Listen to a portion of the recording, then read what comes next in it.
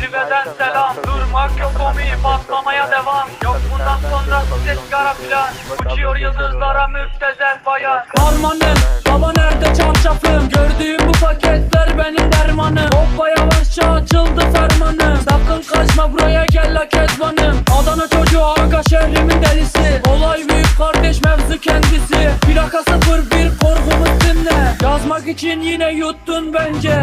Hey torbacı bana versene borç. Olmaz lan valla mallar beşik atıyoruz. Bu yüzden babamın cüzdanını çalıyoruz. Akşam olunca dayak yemeye başlıyoruz. Sesler Adana zirveden selam. Durmak yok onu patlamaya